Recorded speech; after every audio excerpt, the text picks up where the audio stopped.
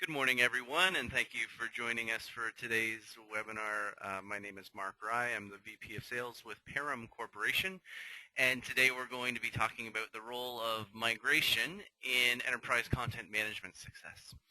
For those of you who are new to GoToMeeting, if you notice the sidebar on the right side of your screen, there is a questions panel in that sidebar, so feel free to enter questions into that sidebar as we go through, and I'll come back and check from time to time and address any questions that might come up.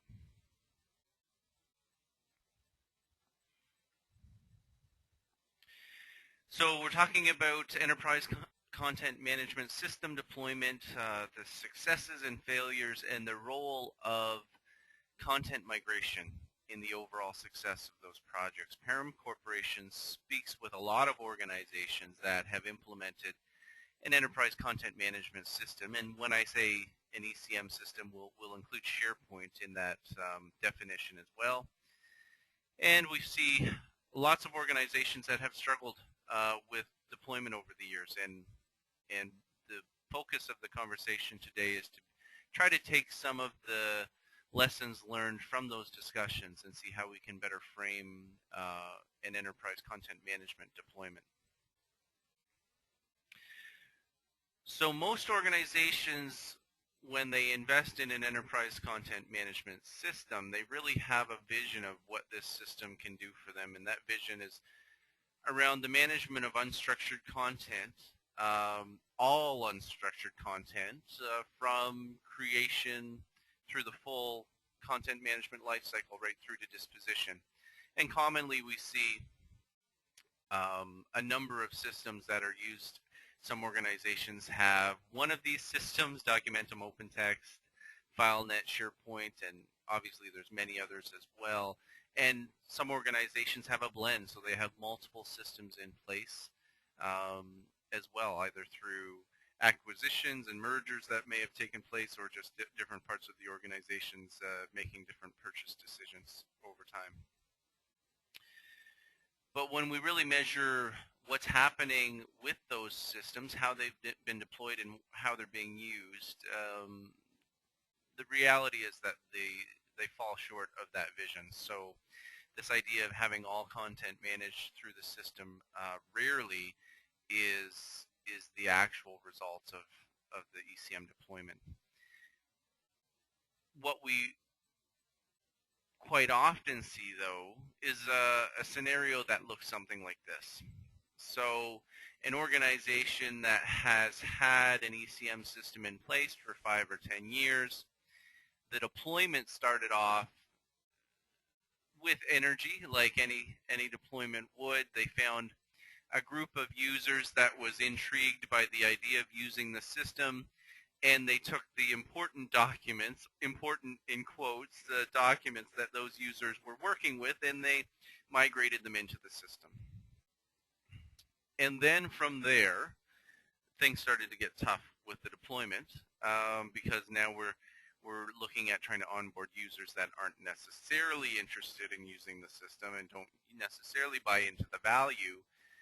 And the documents get, the actual migration of the content gets a lot more complicated because we're not just dealing with a select group of relatively clean and important documents. And the reality is that 10 years later, for many of these clients, they're sitting there with 5% of their files in their enterprise content management system and about 5% of their users actually using the system. So what started off as a vision of everything that the system could do for them was reduced over time to the point where now it's just a small subset of content and users that are actually interacting with the system. This creates some real problems. One is just around the ROI on the system. So we purchased and planned out a project based on the system doing certain things, and we're just not giving it a chance. We're not getting the content and users into the system so that we can develop any real ROI or real value for the organization based on the system. And the other thing that I think comes as a surprise to many project teams is that the users, the remaining users outside of the enterprise content management system, aren't banging down the doors to say, yeah, put me on the system, we want to use it. They're relatively happy in the shared drives. So we need to draw them in as opposed to them coming and asking to come into the system. So this is a relatively common scenario that we see with organizations. And again, we talk with organizations every day about where they're at with their ECM deployments. And this is a common scenario we hear, is that things got off on the wrong track, the focus wasn't there at the beginning, and now 5-10 years down the road, here's where they sit. When we do a look across a number of organizations, like the study that is noted at the bottom of this slide, you can see that only 17% of content on average is stored in the enterprise content management system for organizations that have invested in this kind of technology and gone down this road. So this 17% is obviously some clients do better than others. Some organizations may migrate 20, 50 or more percent of their content. But when we take out those higher outliers, that really gives us the bulk of users fall back into this common story of being somewhere between 0 and 10% of their content after a number of years is actually stored in their ECM system. So at some point along the course of this project and its deployment, or maybe years after, an organization tends to take a look and say, okay, what happened? What went wrong? We fell short. And the first thing they tend to look at is, was there a technology issue? So it's a technology project. Was it a technology issue?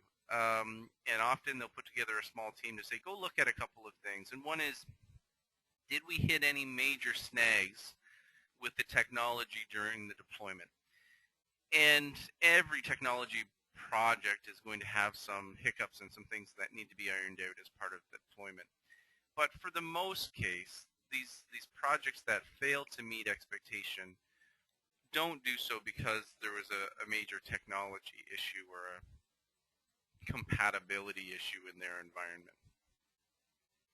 The next thing that group might look at is, of the features that we have in the technology today, are they still current with what the industry leaders are doing? So it will be common for someone to say, okay, if we've invested in platform A and it's not working for us, let's just go out to the marketplace and see what platform B, C, and D are doing, because maybe they're so much better now. When we go through that exercise, we often find that no, that's not really the case. So the top vendors are fairly similar. While each one has their own advantages, fairly similar in the type of functionality that they're offering. One of the things that are often noted, though, by this kind of review of the technology is that many of the features that originally excited the organization about moving to this ECM platform were actually never even turned on. So there was never the opportunity for the organization to see the value of this advanced enterprise content management. So if it's not a technology issue, if we take a look at the deployment and decide it's not something that went wrong from a technical perspective, what happened? And that really points to the deployment approach. So most of these deployments focus on installing the system, getting the system set up, getting the infrastructure in place, maybe deploying it to the most interested group, maybe moving in a small amount of content, but then largely thinking that it's going to grow on its own. And as a result, these deployments end up looking far more like a departmental document management system than they do a true enterprise content management system. and that's okay. That's okay if that's what you really needed was a departmental document management system, but um, it really impacts the ROI that we have on the system. So we purchase licenses based on the fact that every information worker was going to be using this, and we were going to do true enterprise content management. So now if we've only rolled out the system or only effectively have a small subset of users using the system, what the result is we've purchased too many licenses and we're paying maintenance on licenses that will never be deployed. So while that might be okay that that department is using it to manage a certain amount of documents, from a larger perspective, it doesn't make sense to the business. So we can really step back and look at that from two perspectives. It's, did we overbuy on our licenses? Did we really just need that departmental document management system? Or did we underdeploy? Do we still believe in this vision of enterprise content management and we simply just failed to get the technology out there and in use by the users? So the underlying question there is really, is this idea of enterprise content management still the goal for your organization? So that's what we see. That's what we see that's going on in the marketplace, and what the deployment approaches that have been used over the past decade have led to. Part 2 of the presentation is going to take a look at how do we change some of this? What are the areas that need to be addressed to improve these deployments? And you can see they're going to focus on two things, one being content and the other being users. So the 5 biggest trouble spots that we can identify with the traditional ECM deployments are, first, undervaluing migration, which is really the theme of this presentation, and then a bunch of things that go along with migration around ignoring content classification, not utilizing metadata, not getting the users involved in this process of moving from point A to point B, and then not supporting the change that's taking place. So I'm going to quickly take a look at each one of those 5 areas, starting off with the idea of migration. So implementing an enterprise content management system without putting any content into the system is something that happens far too regularly. We can really think of it as what value does the system provide to the users if there's no content in it? So the goal to be getting content into the system is really around drawing users into the system to provide some value to them. So, but not only do we need to think about bringing content into the system, we really need to think about the shared drives or other repositories that sit outside of the system as well. Because as long as we leave the shared drives or file shares or some other repository active, that repository will probably win out. Especially when we're talking about shared drives and file shares where individuals have been working for years. They're comfortable with it. It's not perfect, and it may not. It's certainly not as good, not anywhere near as good as a properly implemented enterprise content management system. But from the user's point of view, they know where their files are. They know how to work with the folders. They can create new folders, squirrel things away if they need to. So as long as we have these two environments operating together, one that's really loose in terms of governance and the other being very, very much structured in terms of the governance, the shared drives will win out. So we need to stop thinking about enterprise content management deployment as putting a system in place. Because if it's enterprise content management, then it's really, you're putting the system in place for unstructured content. And if it's the system, and if it's really going to be the system, that means we can't have other repositories competing for that role. we commonly have seen two migration approaches that our clients have taken. One being migrate the mess, where they have essentially just taken the contents of their file shares or share drives and picked them up and put them into their ECM system. And when we do that, there's a bunch of problems. Not only do we miss out on the opportunity to clean up and remove the redundant, outdated, and trivial information from the mix, to provide some structure or classify content into a new folder or classification structure, but we also miss out on applying metadata and retention information. So we really end up with a system that doesn't have any context about these files that it's trying to manage. So at best, what it's going to do is provide us with some full text searching capabilities, but even those are going to be limited. Luckily, that approach hasn't been quite as popular as the secondary approach, which doesn't work very well either, so I guess it doesn't really matter. The second one being day forward. This one was really much more popular, where there's this idea of, let's set up the system, we'll leave the shared drives the way they are, and then as new content is created, it will be accumulated into the ECM system over time. Well, that was the thought, and it sounds good at the time of implementing the system, because it means that we don't need to do as much work trying to sort out what this information is and how it should be migrated. But the reality of that approach is it doesn't work, because we have users that will keep working on the shared drives, and if they're not going to, if not the shared drives, they'll be working on USB keys or emailing things around, because if we're not really handling the migration and the change management aspect, we're not bringing them into the system, they're going to find a way to work somewhere else.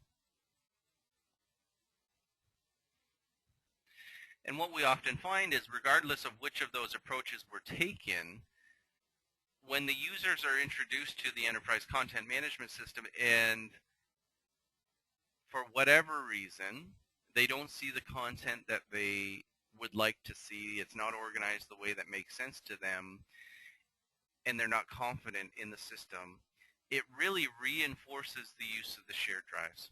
So you can envision this scenario where the users come in, they take a look at the ECM system, they try using it, and then they realize this just isn't for me. I don't get it. I'm going to go back and make sure I have all my stuff back on the shared drives, and it really reinforces that. So we need to be careful when we're introducing the folks to the ECM system that we do it well. A follow-on to that is around content classification. So as we're migrating content, we need to take the opportunity to actually classify that content effectively, because it's that classification that is going to provide additional context to the ECM system so that we know how to manage the content. Also, we need to ensure that any content we put in the system, we know how we're going to identify it for disposition. So we often see organizations that have migrated content into their ECM system with no way of being able to identify it back for disposition, and that goes against the point of the ECM system, right? We want to be able to manage content through its life cycle. In order to classify this content, we need to ensure that we have a folder structure or classification structure and or metadata that both meets our records management requirements as well as being functional and recognizable by the business. And one thing we have found is that your best friend when trying to figure out all of this can be the legacy content in the shared drives. So when we thoroughly analyze the shared drives, look for pockets of well-organized information and speak with the business, it really allows us to take the best little snippets out of the shared drive and duplicate them for the organization and across the organization into this ECM environment. So that's one thing that we've learned over the years, is that ignoring the shared drives actually ignores a big source of information that can help inform how we should structure things in ECM. The use of metadata. Metadata is really what provides the context for how we're going to manage files in the ECM system. So all of our files, not just new files being created, but all of the legacy files as well, if we're expecting them to behave the way we want them to in the ECM system, they need to be tagged effectively. And the tagging metadata really impacts the whole user experience. Everything from workflows right through to the disposition of content can be thought of as really just metadata being applied to those files. One thing of note is I think a lot of organizations assume there will be a lot of benefit from a full text search index being applied to their content without metadata.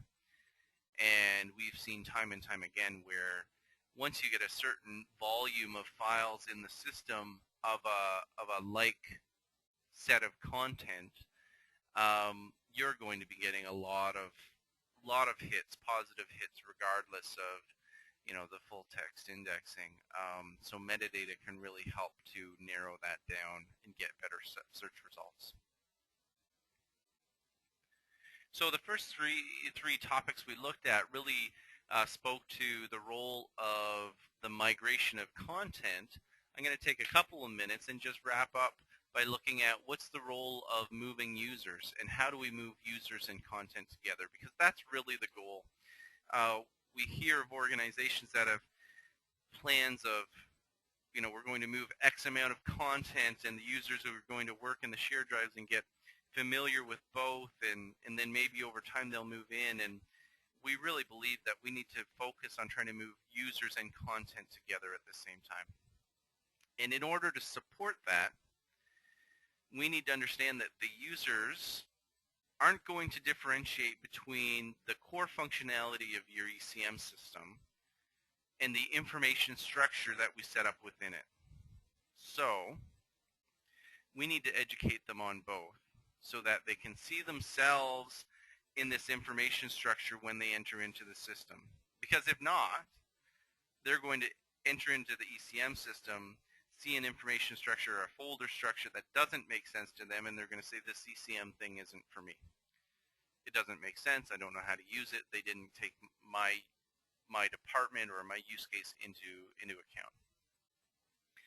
So what we've seen as being very helpful there is trying to marry the top-down records management requirements with really a bottom-up content analysis view and validation with users to ensure that the folders that we're developing are being done so in their terminology with the conventions that make sense to them. And when we get this right, we can really achieve both things, to have sound management of information and organization of information in the ECM system, but still be recognizable and easily usable by the users when they come in and begin to browse through these folders, so that it's recognizable to them. That's the key. The last point is really managing this change. So we're talking about moving users and content into the ECM system. And the statement, if you build it, they will still be in the shared drives, right? So we have to get over this idea of turning on a system and being done. This is really a process, and it requires us to involve them up front in the project to define what this information structure should be, moving this content, shutting down the drives so we don't have competing sources of information or places where they can work, and then providing sound change management training and tools so that they can actually make this transition. And as I spoke about just a minute ago, really breaking the change management into two parts. So one being the technology. How do I use this new technology? What buttons do I need to push? And the information structure. How is information organized, and how does it relate to my business?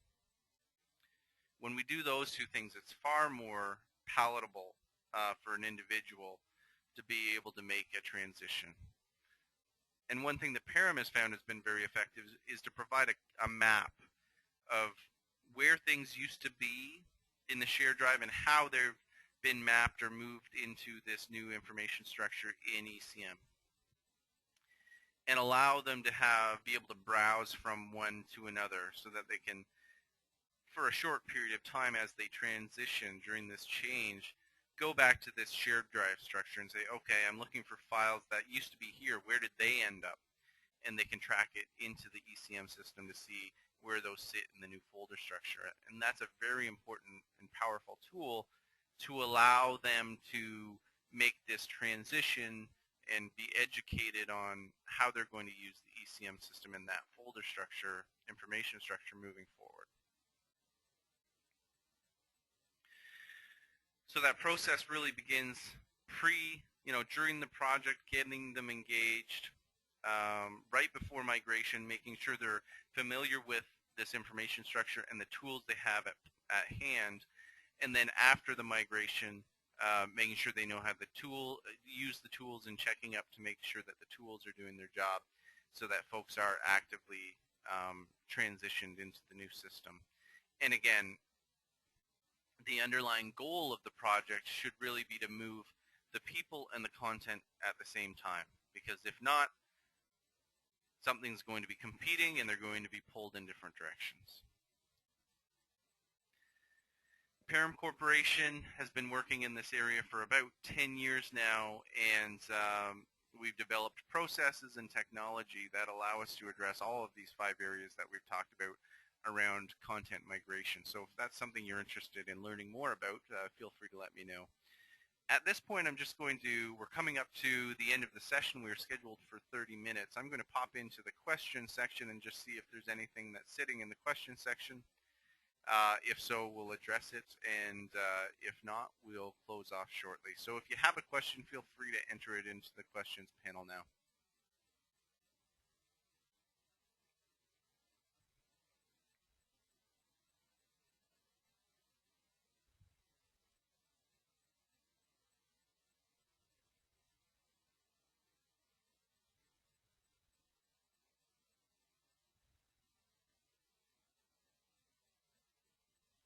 All right. I'm not seeing anything drop into the questions panel, and we're right at the 30-minute mark. So I'm going to wrap things up there. By all means, if you would like further information about anything we've discussed today, or just further ideas in terms of how we can address these sorts of issues, feel free to get in touch, and I'd be glad to continue the discussion with you. Oh, hold on. We have a question that just popped in now. Very good question. How much time is usually required to completely shut down the shared drives and make this migration successful? So today was a bit of a whirlwind discussion of this, and we can certainly go into more detail. But this idea of how long does it take to make this transition, we tend to focus on departments or business areas and transition a particular area at a time. So it's important that we frame a certain amount of content with the users that are interacting with that content. We get it classified, and then we migrate the content and the users into the new system. That process for a particular business area usually takes around 10 weeks. And we have a well-defined project process that outlines exactly what's happening over those 10 weeks. Now, you can have multiple departments or sub-projects going on at a time, so that we're completing more in that 10-week process, or some organizations will just go one area at a time. So it may take a year or 18 months to kind of work through the business to do that transition from shared drives to the ECM system. So that's something that's completely tailored to how fast and how the organization wants to approach that. Great question. Thank you. Let me just check and see if anything else popped in.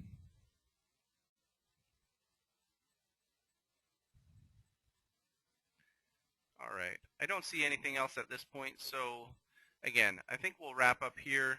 I appreciate everyone's time, and I hope you have a great day. Thanks.